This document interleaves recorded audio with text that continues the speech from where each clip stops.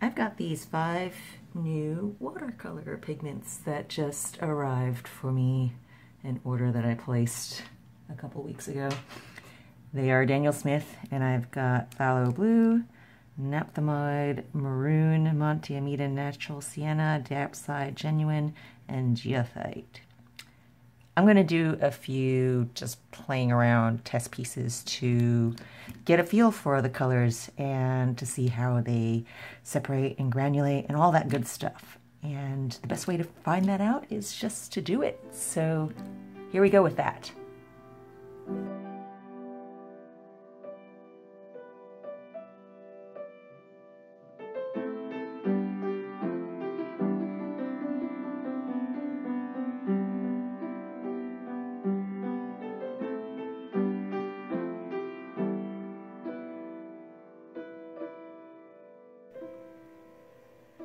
Now for the Prussian blue piece. I'm going to turn each of these into little treescapes, I think.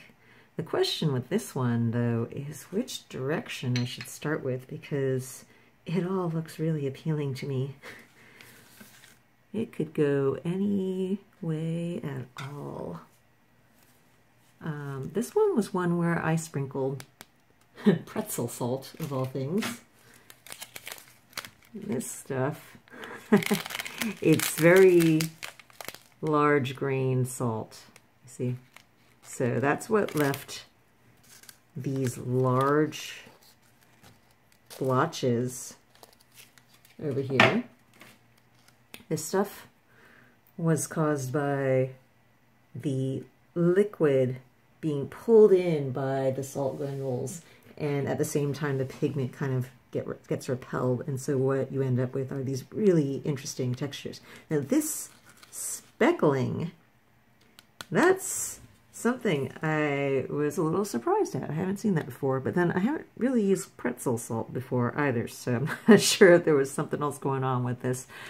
When the page was almost dry, I set it outside in the sunlight to finish drying enough so that I could brush off my salt granules, and that's when I brushed off these guys.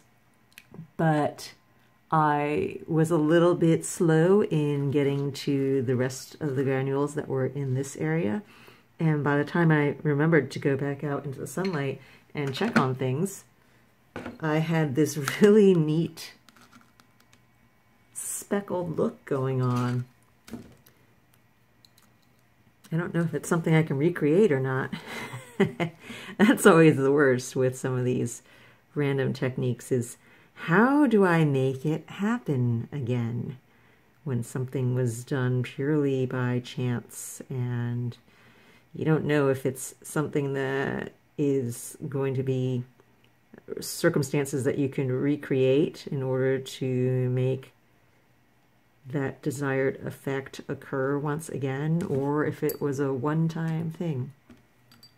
And so I have decided, as you can see, that this is going to be my orientation of the page, although honestly they all look sort of appealing to me. I could see my forms in it in all 4 directions whenever I rotated this, but I gotta pick something, so here we go with this one. And I'm starting once again with my size 0 brush, and I am just sort of pulling out the main shape and form of my tree.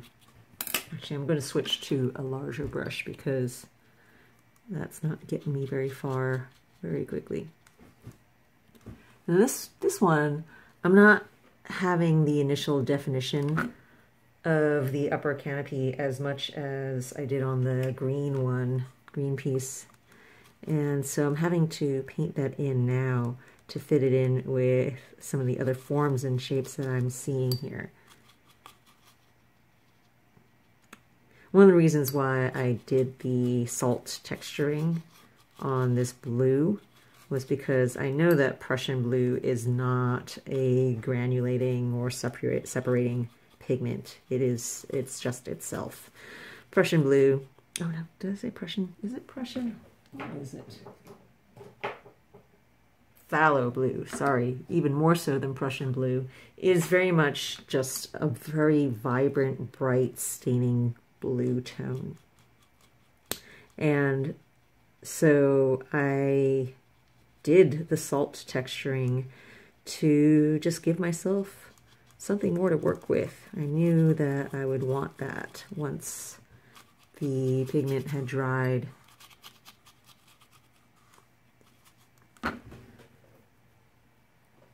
In case you don't see the shape that I'm seeing yet, what I have here is a rocky outcropping leading up over here with bushes or shrubbery or other rocky formations. And here is the more bulky trunk of the tree. It's sort of got my beloved California live oak profile.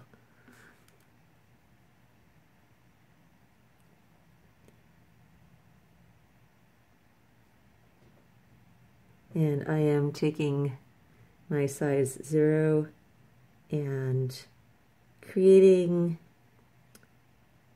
well, sort of, I'm creating bark-like texture all along this large tree trunk area. And as I come up close to what is the foliage, which is the little bits of copper leaf poking through my watercolor ground here, I'm treating those as sort of leaf highlights, actually. So I'm shading underneath them with darker tones. Well, more concentrated tones. Because I'm still keeping to just a single monochromatic color scheme for each of these 5 pieces that I am working on. Each one is just featuring the individual color. So this one, again, is the phthalo blue. And let me put that over here so you could see it while I'm working. Phthalo blue, that's what it is. Surprisingly, I didn't have this color in my collection already.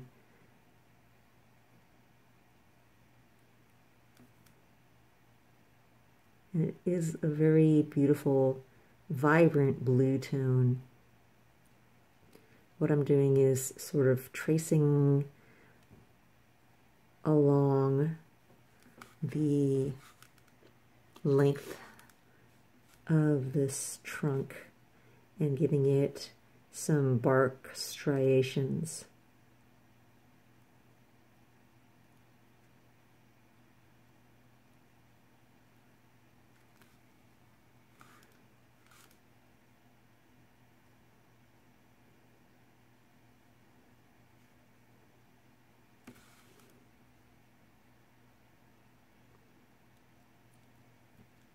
And then moving on down into the base of the trunk where it meets the hillside, adding a little bit more shading to ground it as it goes into the ground, as the roots connect up.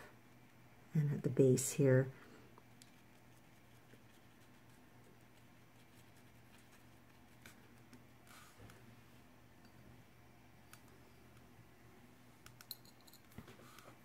I'm going to move this guy aside.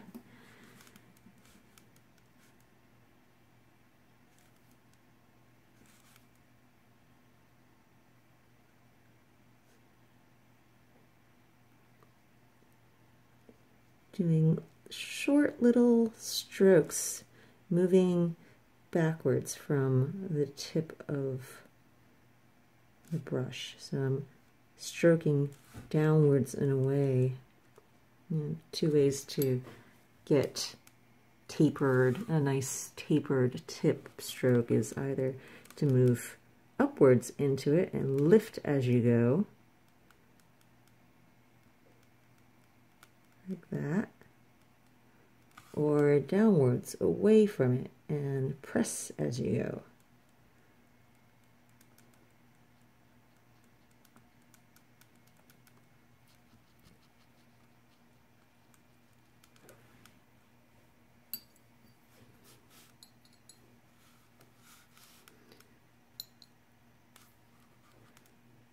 And I'm going to create some other branches over here, extending out into this space to help balance my composition a little bit more.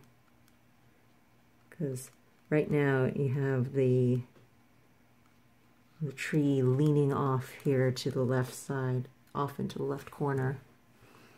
And I have this negative space off on the right side, but while I like it, I want to add a little bit of form intruding into that negative space. So that's what these little branches are. And it pulls the balance more centered for the piece. It's not perfectly centered. I never like utter symmetry, except for in the use of circles. But even so, when I'm using circles, I frequently don't make things symmetrical. I offset them, and I think it adds interest that way, because you've got these contrasts of the perfection of a circle.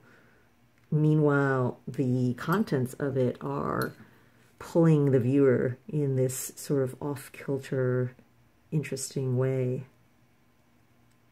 There are times when symmetry works out very well, but for the most part my preference is for asymmetrical compositions that are balanced, though, in their asymmetry. That can be the tricky part, finding where your center is when your center is not a literal thing. Your center is more of a figurative element, a concept that you are striving to maintain.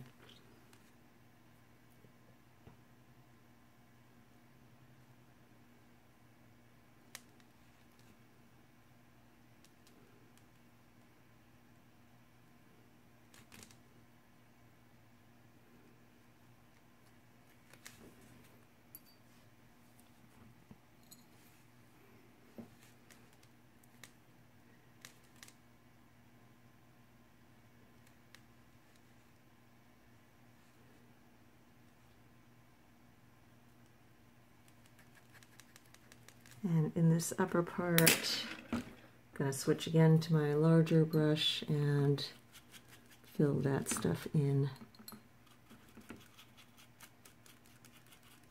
with a glaze.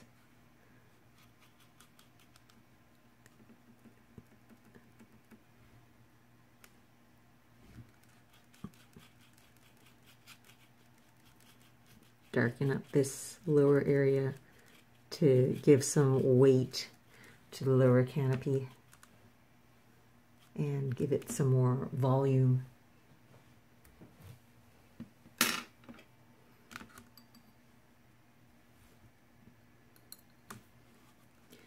And finally, I'm going to try shaping this lower outcropping area a little bit more.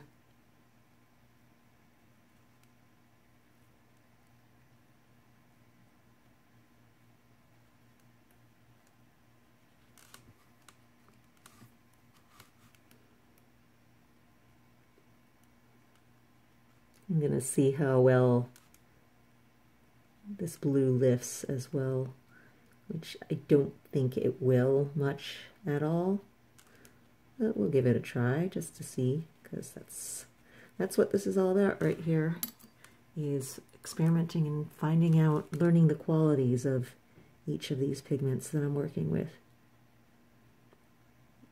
Now, I like this speckled stuff, so I don't want to overpaint in this area and lose it all. I want to keep some of it. I want to keep it as this underlayer. If I were to be doing a piece where I was using multiple colors instead of restricting myself to this monochrome exercise, then I would probably do it with a secondary lighter or contrasting color. That way we would maintain those little speckles even if I painted over it. But I would have to be very careful painting over with anything, any color at all, glazing that, because it's too much and you'll just blend it into obscurity and no longer see it. I'm darkening now the bark texture, some of it, not all, just sort of pushing back some more darker areas. And by layering those textures over what I already did, it gives it this shaded effect, even though really I'm just tracing over those same lines, but with a finer tip to my brush as I go.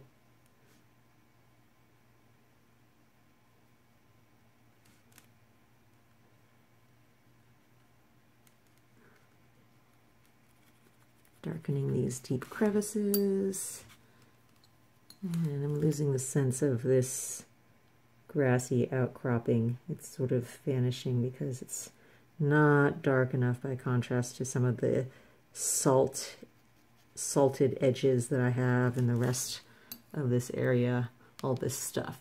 So I need to make this, darken this up so that it can stand on its own with that as well.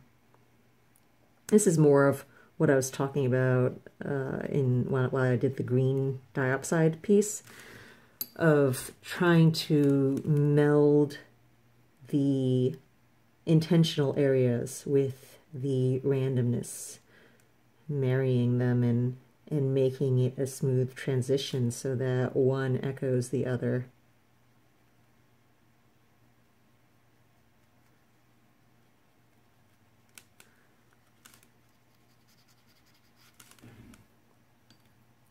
So what I'm trying to do with this splotch here is to simulate, not exactly, but make it meld better with those areas so that it looks continuous. And adding a few branches on this side, because when I lean back now and look at things, I feel a little off balance with the branches over here. It feels like it needs some sort of counterbalance in this direction as well. And as you see, it's not symmetrical, but it is a counterbalancing element to what's going on in this zone. Oh, and now we're going to try doing some lifting and see how this goes over. Oh, I have green on here still. A little hint of green then, unintentional.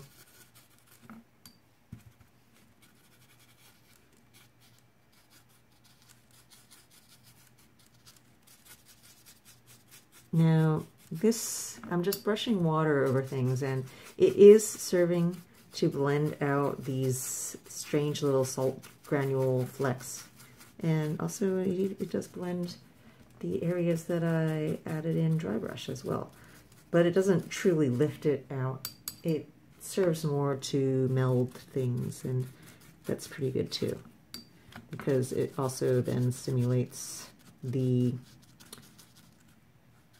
salting areas over here of how the colors feather outwards. And then I think, what else? This needs a little bit darkening in the lower corner.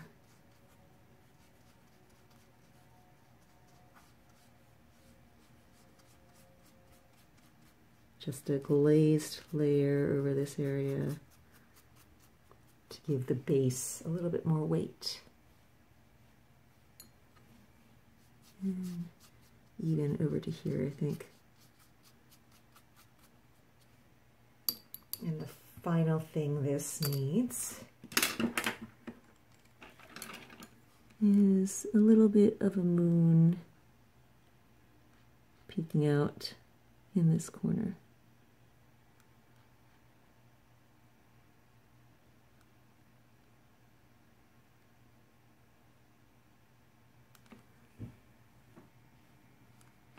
Just faintly.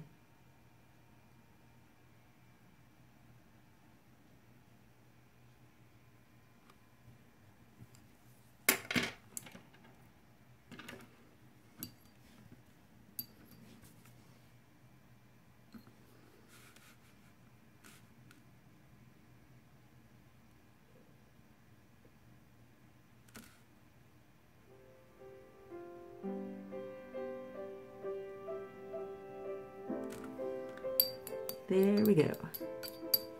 That's my fallow.